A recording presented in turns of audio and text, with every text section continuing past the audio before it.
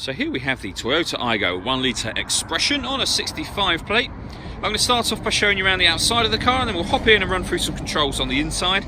But from the outside you can see it's a 5-door car with alloy wheels. Let's start off inside the boot and then work our way around the rest of the car from there. To the boot, you'll see we've got a 50-50 split folding rear seat and then plenty of boot space as well. Okay, so we're just going to work our way back round to the front of the car, and then we'll hop in and run through some controls on the inside. But now that we've done a full circle of it, you can see it's in lovely condition the whole way round. Just briefly before we climb in, I think it's while we're seeing the interior from this exterior point of view. You get half leather seats, as you can see.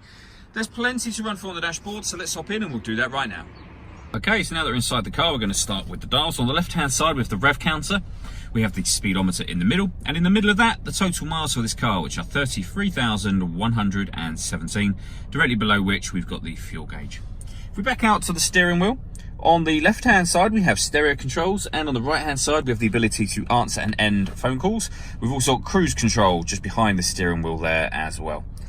Over on the central stereo is where we're able to obviously listen to our music. We've got the different audio sources you can see there first of all. So we have FM, AM and DAB digital radio. We can stream music wirelessly via Bluetooth audio, and we can plug in both USB and auxiliary inputs as well. So plenty of ways to listen to your music in this car. That is where you'd pair your phone up. So we're going to say no at the moment. And then just there you can connect up a device via USB for certain Toyota friendly apps and what have you, all on the screen up here. This car has also got a full colour reversing camera, which you can see just there, which really does help with the parking. It's a really, it's hard to tell with the camera footage perhaps, but a really high definition image that it's got as well.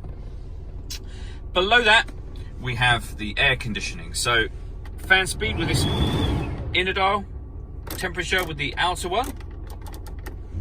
You can determine where you'd like the air to blow with this one, whether we are recirculating the air that's in the car or bringing in fresh air from outside.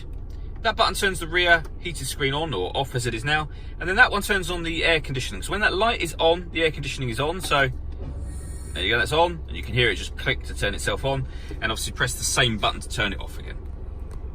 Underneath that section we have a 12-volt charging socket, as well as the USB and auxiliary inputs that I mentioned previously.